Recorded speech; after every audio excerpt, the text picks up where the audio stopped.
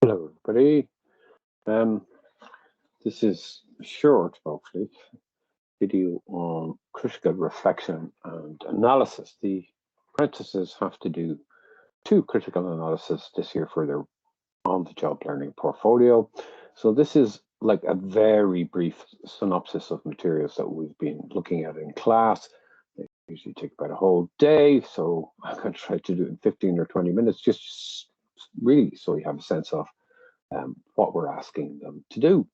The photograph here is from Rosie Barnes again, photographer that I've used in several other sessions. This is from her project, No, You're Not, a portrait of autistic women. And this is Lauren, an activist, advocate, and ambassador for neurodiversity. And if you follow the link there, I'll send you the slides, you can find out a little bit more of the very interesting things that she does. So just as a very quick background, we know that critical reflection and analysis is baked into the profession in various different ways. It might be a little difficult to say what we actually mean by that, but we're going to have a go.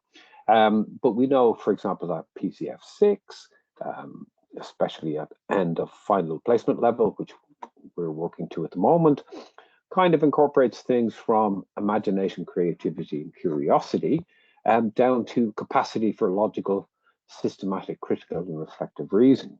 So there's a lot going on here. I'm going to try to unpick some of the threads, but really, it's kind of clear that in the years of study up to now, we've talked a lot about reflection and its purpose.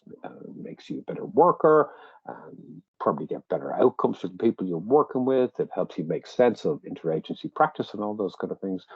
But in the nature of social, of course, you have to make decisions.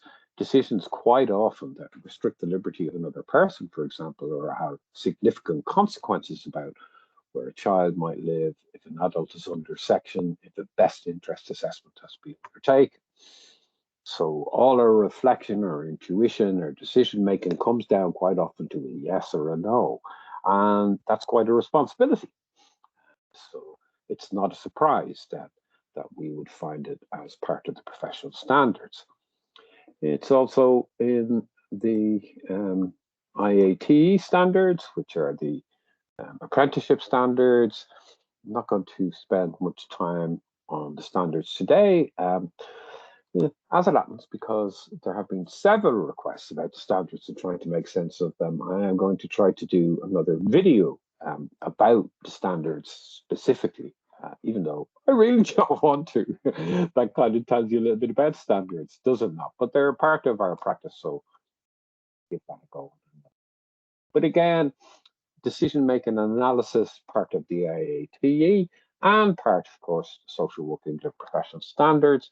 The apprentices don't have to understand these in great detail at this stage, but they have to have at least a passing knowledge of them. In fact, actually starting to refer to them in their written work, but they will become obviously much more important next year in their ASYE. So back to basics. What is critical analysis? Why is it important? What are the benefits to social work practice? So I'm going to try to deal briefly with these themes. As I say, we spend a long time talking about these in class. This is a kind of a very brief synopsis of at least part of our discussion. You'll see these bits that we don't have time to deal with here today. So you can see a dictionary definition there, examination of complex things to understand its nature, thorough study, etc., etc. So that's fairly straightforward.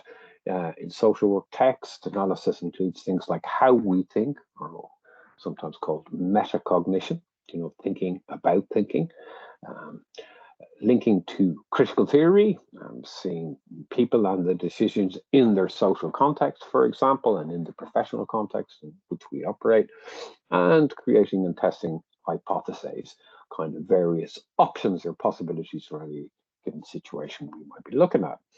Siobhan McLean, very popular these days in social work, and deservedly so, talks about essentially analysis, breaking down information, exploring what information means, that's a little bit different, isn't it? And restructuring what is known because we don't know everything all the time, do we, into a professional judgment or recommendation. That kind of pretty much sums up what we're trying to do with this assignment and with this teaching on critical reflection and analysis. We have a recommended textbook. Chris Dyke is now a member of staff at Kingston and actually spent half a day with the apprentices going through some of the basic elements about the use of language, for example. We spent quite a bit of time on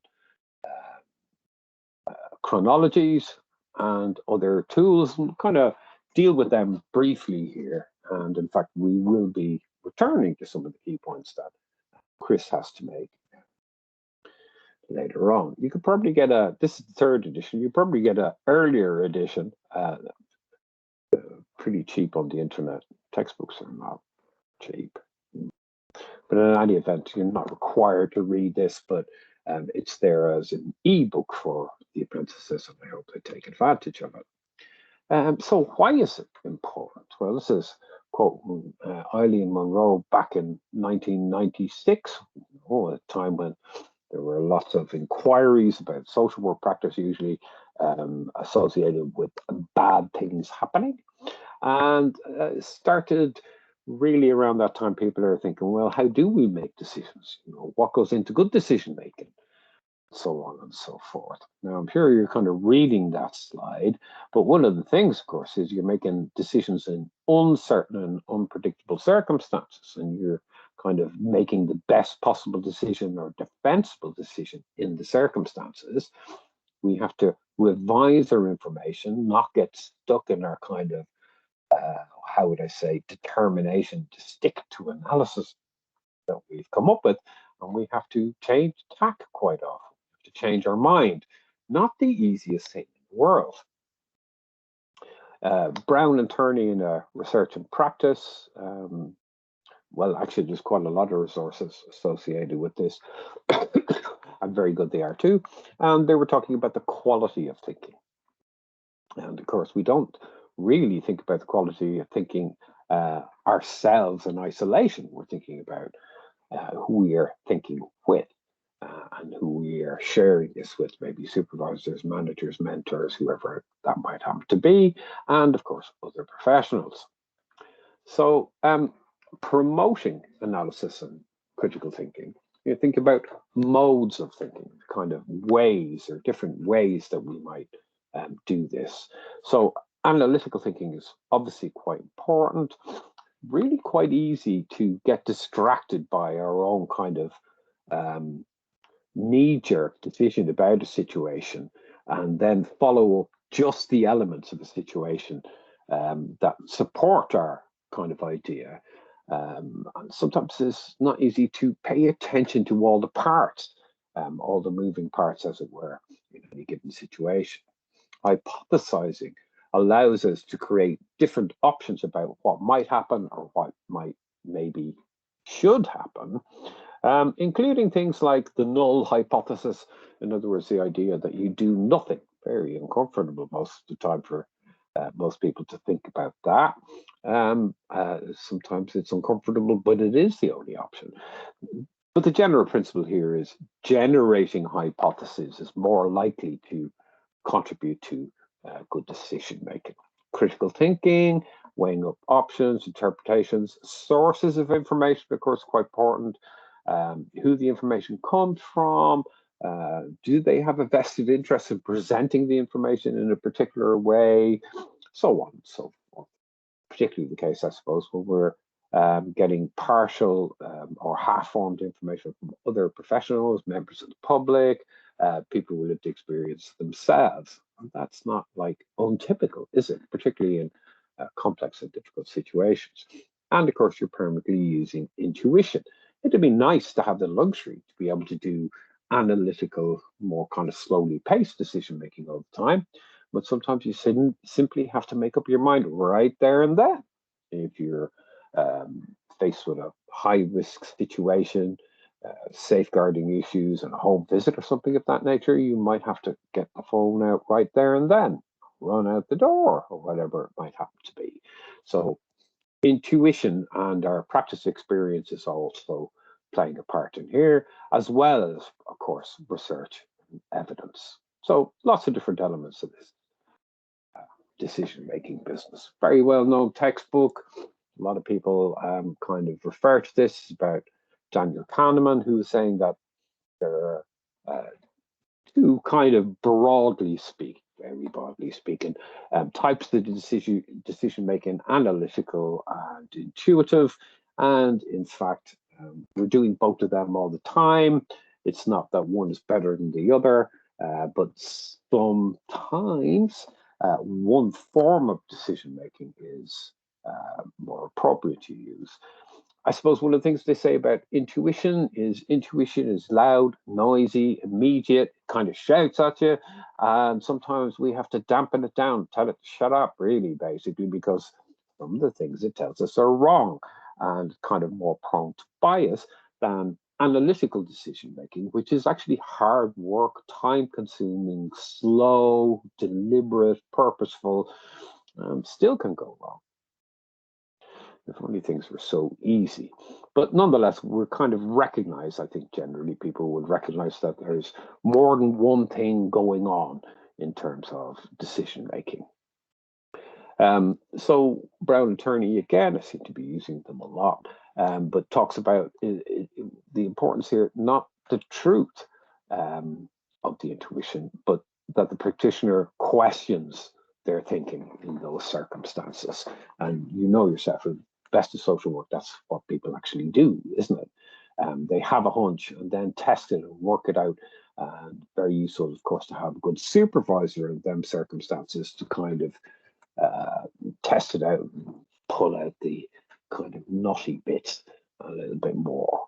So it's not that simple, but basically Kahneman and Klein wrote an interesting article, Failure to Disagree, which was about the conditions and the circumstances in which you would use different types of decision making. So not saying one is better than the other, but there may be some circumstances where one is more suited than the other. In general, though, we're using both at different times. If we think about really what is, and we spent a fair bit of time talking about this in class, but what is evidence-based practice? So obviously people immediately think about research evidence. What does the literature tell us? Well, sometimes the literature doesn't tell us very much because the literature is still being developed on the issue we're talking about is very new. But for a lot of things, we know the literature is fairly robust. So we need to become comfortable with and familiar with the research evidence. On the bottom left-hand side are the patient's preferences and actions. Now, when you see the word patient, you might kind of think, oh, Dermot, this is the biopsychosocial model. Yes, it is indeed. But that's a kind of an advance in medicine, really, where they are now actually considering the patient's needs, the patient's choices, the patient's right, perhaps, as under the Care Act, to make unwise decisions, for example, or to inform the clinician, the social worker, the doctor about what their actual experience is. Maybe listening to that helps us to kind of form better understanding of what's going on. Because, of course, at the third element here is about clinical state and circumstances, what actually is going on for this particular person at this particular time, and what's going on in their interaction with me. Am I impacting? Most likely I am. How the situation goes. These three elements are really what make clinical expertise. It's not just a case of knowing the evidence and applying it, because obviously it's not just that simple, is it? Wish you were. That little 5 boxes down the right-hand side is from Houston's reflective model and kind of suggests categories that you might think to use to discuss any kind of analysis you're doing. I only really put that there to show that there are many different tools for analysis. And in fact, in a later session, we'll show those models of analysis. Here, it'll be a bit more about what kind of tools you might use or what kind of approaches might be effective. More cortex, again, came across this recently, recent edition, quite in depth. I don't think all the apprentices are going to use this by any means, but if you wanted something really in depth and has good chapters on decision making, this would be a pretty good thing. So what kind of things get in the way of analysis? Well, again, if we're not even considering social work, but we're just considering the literature about these topics in the broadest sense, drawing from professions all over the place, generally these are the things that come out again and again. So time, having the time to actually engage in that decision-making process in a conscious and purposeful way, well, you don't always have that, do you? Do you know what I mean? So that's a kind of an obvious kind of element to it. Your experience, how many times have you, for example, come across this situation before? Have you learned about how to deal with these situations? Is that learning appropriate right now? Or is it perhaps something that you have never experienced? Because, of course, that happens in social work quite a lot. Or, of course, we may come up with dilemmas that we have not been able to resolve, and then trying to think in new ways to do things, quite difficult, really, isn't it? So our ability, some people are better at decision making than others. Not sure. Most people can learn to make decisions better, but there might be things that might get in the way. If a social worker is dyslexic, for example, or has another neuro atypicality, they might need longer to read and digest large amounts of written information. They might get intuitive grasp of what's going on with the person really quick, but they might need a little bit longer to plow through all the case notes and reports and so on that are involved. So, I mean, for ability, obviously it's a very, very kind of broad kind of idea or category, but I think you could probably think of other things that might come under this heading of ability. Knowledge, simply what we know about things. If I come across, for example, if I'm a children's social worker and I come across something about aging and with an older person that's relevant to my case, well, that might be not something that I deal with every day, and vice versa. So a knowledge that adult services social worker might just kind of just assume as bread and butter, the children's social worker might not so much, and vice versa. Now, we are a generic profession in a certain way, but we do tend to specialize a lot. So can't know everything, can we? So perhaps that's a good kind of pointer to go find out about it. But in any event, reading and evidence gathering and research are always good, but you don't always have the time for it. And of course, there is the issue of confidence. I may be lacking confidence dealing with a particular client group, for example. I may lack confidence more generally. Sometimes things knock your confidence. If you've had a very difficult case that didn't turn out so great, and that's going to happen to everybody at some stage in their social work career, maybe you kind of lose a little bit of confidence, and then you might need to take longer to make a decision. You might need to defer to other professionals a little bit more. You get the general idea. My frame of mind, simply put, making decisions at the end of the day is harder than making them at the start because you have energy depletion. You just get tireder. It becomes more difficult to think straight. You know what I mean? And of course, maybe I'm not very well today, or maybe I just had a row with my manager, or maybe I'm feeling depressed because I hate my job. Or maybe I love it so much that I'm like really too optimistic about everything. So, frame of mind obviously makes a decision.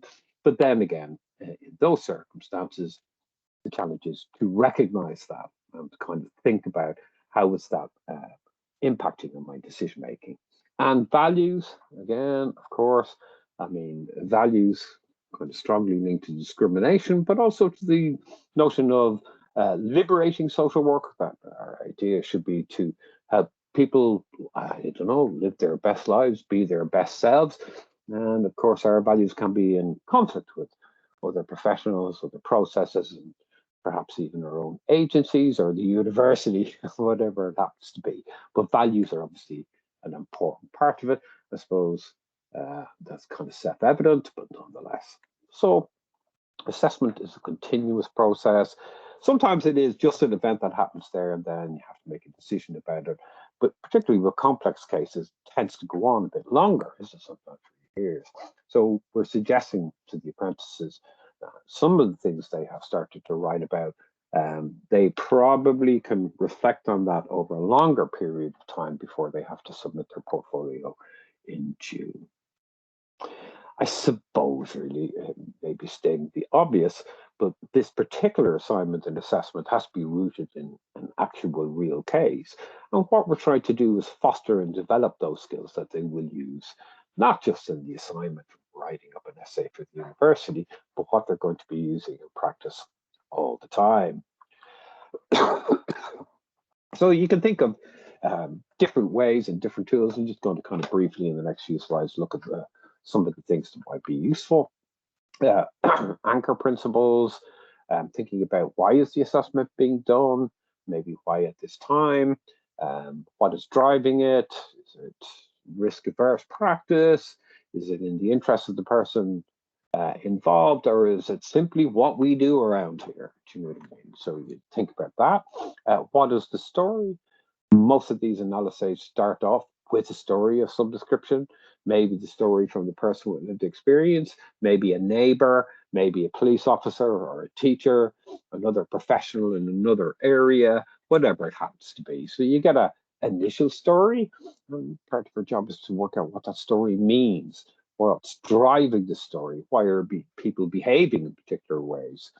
It takes a little bit longer, obviously. What needs to happen? Does something need to change? Does somebody need to be protected? Does somebody have to write a court report or an assessment or something of that nature? And how will we know we are making progress? What would progress look like? I often think that we can sometimes get stuck with the idea that progress must be a positive thing and things must go well. Of course, sometimes what happens is things don't go well, do they? But progress or success might look like understanding that and understanding that this is the best possible outcome. Nobody wants how this is going to go, but if we understand the bad outcome, perhaps then in those cases, we're better able to manage that. So little tools to aid analysis. I'm not going to spend too long on these, but we do spend a fair bit of time in class, and I can see that apprentices are using them more consciously. Chronologies, again. So Chris has some very strong ideas about chronologies, but essentially chronology is written not because the case management system expects or demands it, but to write the chronology from the person with lived experience's point of view, and sometimes really helps us to kind of sort out the kind of very knotty problem that we're kind of getting in a kind of almost like a deluge. A tool, as it says here, to prevent the start again syndrome. Perhaps if we do chronology right, might help our future colleagues, if nothing else. So, I mean, it's a complex business, you know this, but chronologies, very helpful. Eco maps, really thinking about what kind of ecology is around the person with lived experience, what are the points of support, what are the kind of more threatening things, etc., etc. Visual representation like this often quite helpful in understanding what's going on for the person. Genograms, as you will all know, there's a great many ways to use this. People use them to map different things. The basics, obviously, who lives together, who's related to who, what kind of relationships are there, particularly what important relationships or connections are there and what ones perhaps are not so important. And of course, you see people use these to map generational histories of trauma, alcohol abuse, mental health, substance misuse, and so on. So really sort of genograms only limited by your creativity, but they are, again, a really excellent tool to use in social practice. Life roads, again, kind of gives a sense of, how would I say, a visual representation that could be co-created, as indeed any of the other tools can and should be, perhaps, a strengths-based way of kind of understanding the person with lived experience's journey. So kind of a range of tools, but I suppose we have to come back to the idea, how do we know our evidence is any good? And what might we use to kind of tease apart the nature and strength of the evidence. Very common tool used is Winnicott's discrepancy matrix. I'm sure some of you have come across this.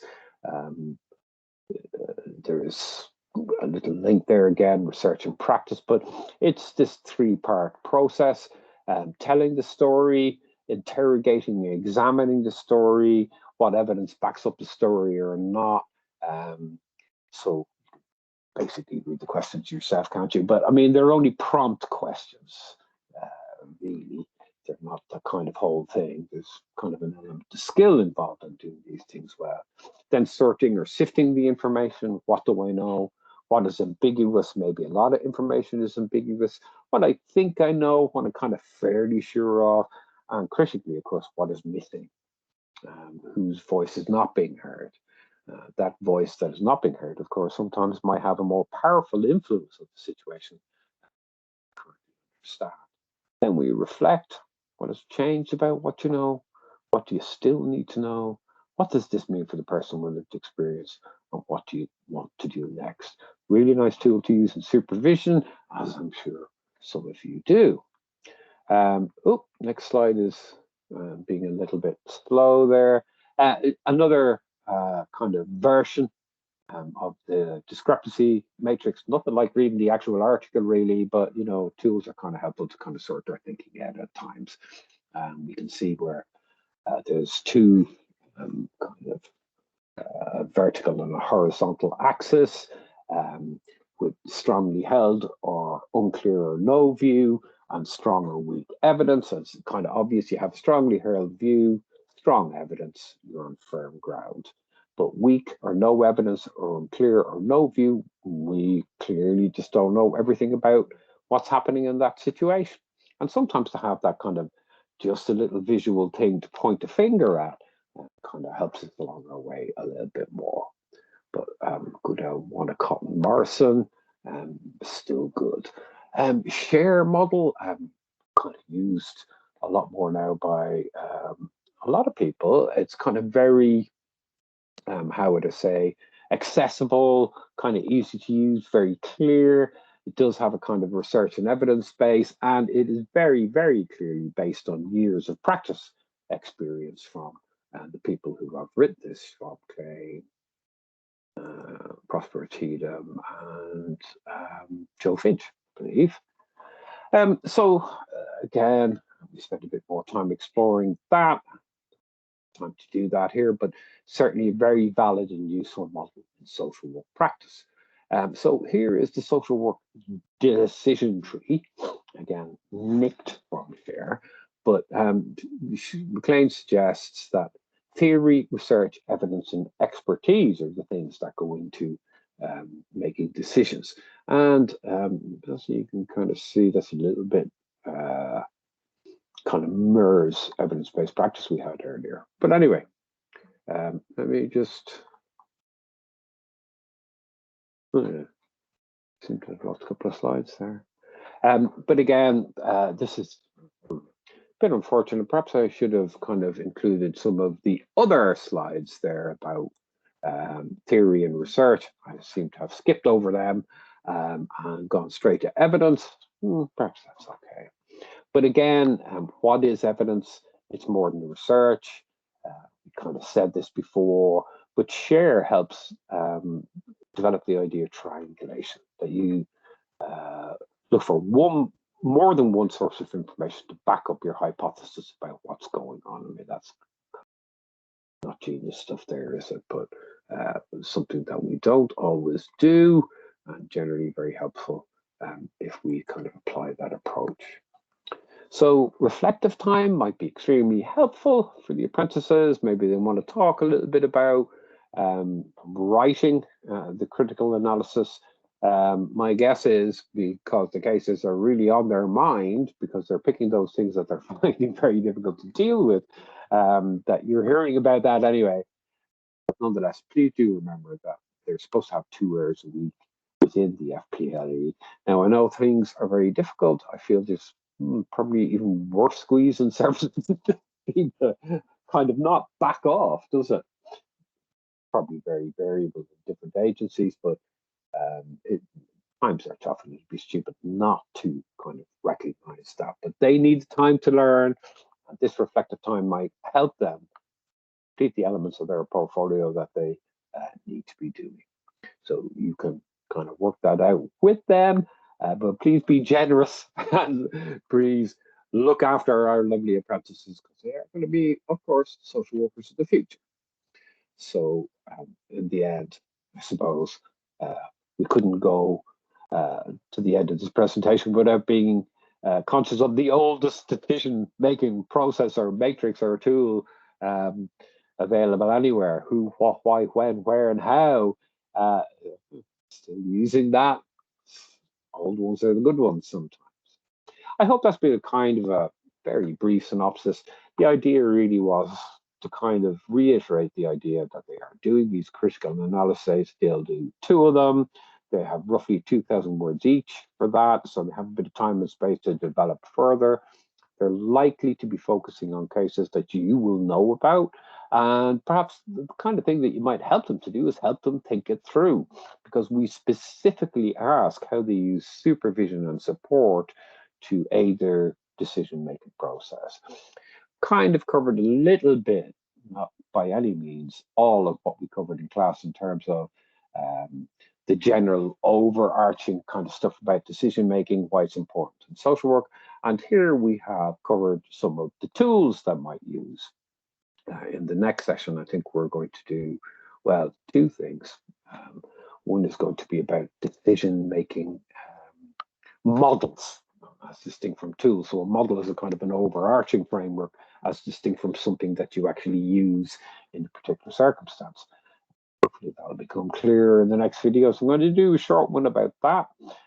Also, just a general roundup, because I have sought feedback from people about how things are going. People have fed back a lot of things, so I intend to respond to that as well. And I'm going to try to do a short one about the professional standards, which I do not relish. It'll probably be fairly boring to watch, but nonetheless, it's obviously on people's minds, so we'll try to do something about that too. So that's it from me for today. So I hope to see you in some of the online sessions. They're open house sessions, and you should have already received some dates for those, and there will be indeed more dates to come. So I'm going to stop recording now, and I will say goodbye and good luck. Bye.